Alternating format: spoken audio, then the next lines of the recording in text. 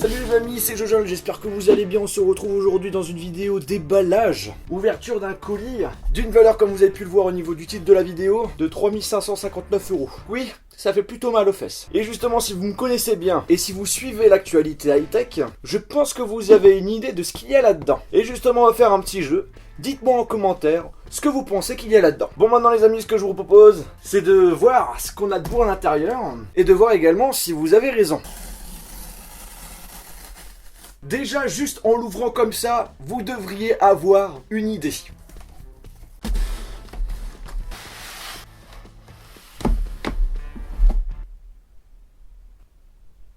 C'est le MacBook Pro 2016 qui a la spécificité d'avoir que des ports USB type C. Alors il a été présenté il y a pas longtemps et donc là j'ai eu la possibilité de le tester. Alors là j'en suis sûr, en commentaire j'aurai le droit à toutes les remarques. Jojol t'es un pigeon, Jojol t'es riche, Jojol ceci, Jojol cela. Je vous rappelle les amis qu'on est sur une chaîne high-tech. Qui dit high-tech dit test de produit. Et donc j'étais obligé de tester ce produit. Autre point très important, j'ai hâte de le tester.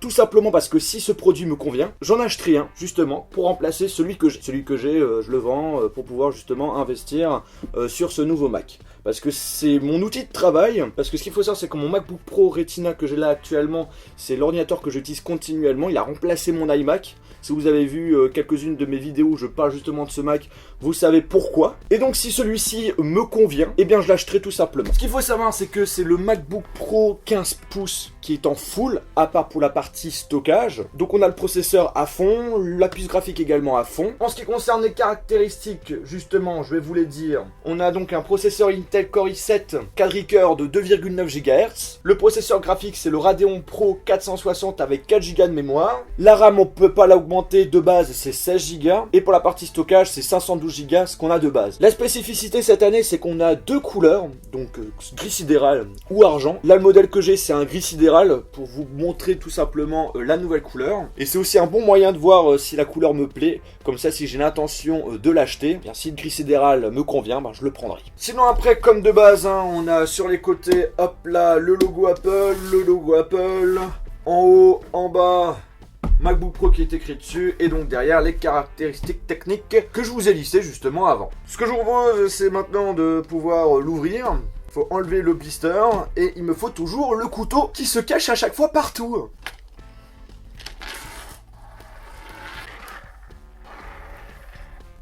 C'est la galère là. Je ne l'ai pas regardé,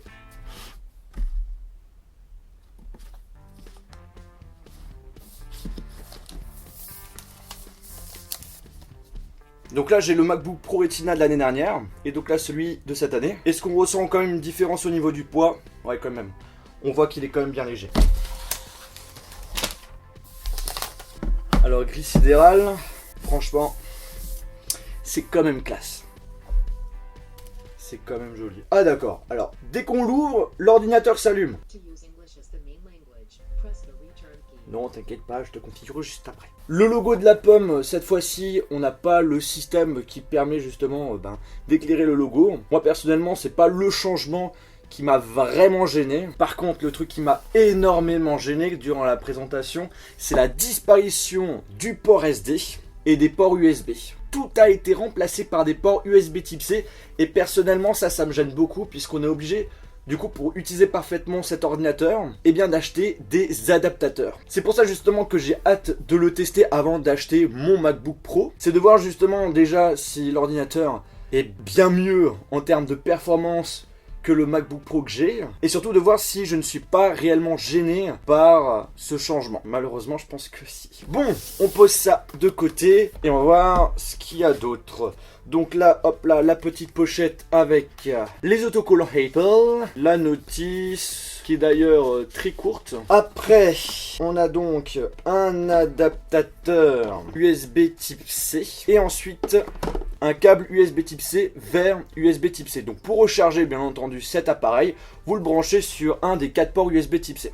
Et le truc que je trouve personnellement gênant, parce que moi je l'utilise beaucoup, c'est qu'on n'a pas de rallonge qui est fourni avec. Donc du coup, le câble, ça va être assez restreint, parce que moi j'ai l'habitude quelquefois d'utiliser mon ordinateur dans le lit. Mon lit est juste en haut. Et si j'ai envie de recharger mon ordinateur avec le câble, bah avant c'était possible avec la rallonge. Et bien là, sans la rallonge, c'est mort. Et sinon après, ben c'est tout. Pour 3559 €, on a que ça.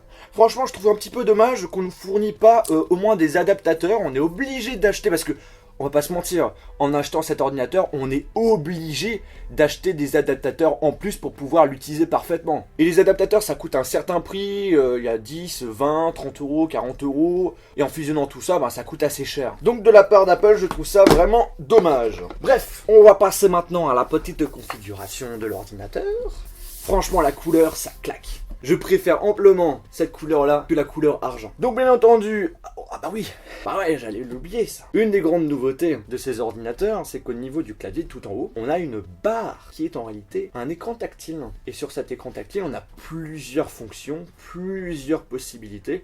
J'en parlerai bien entendu dans une vidéo de test. Si vous voulez pas rater ma vidéo de test, si vous n'êtes toujours pas abonné, abonnez-vous à la chaîne YouTube. Et n'oubliez pas d'appuyer également sur l'icône cloche, qui vous permet d'être notifié à chaque fois que je sors une nouvelle vidéo. Et en plus de cela, tout à droite, en haut à droite, on a un petit bouton avec la fonction Touch ID. Donc par exemple, on va pouvoir sécuriser son appareil avec sécurité avec son doigt. Mais encore une fois, il a aussi d'autres fonctionnalités, j'en parlerai dans ma vidéo de test. Alors dès qu'on l'ouvre, il s'allume tout seul, déjà, premièrement. Et ensuite, pour la configuration, c'est extrêmement simple, et c'est comme d'habitude.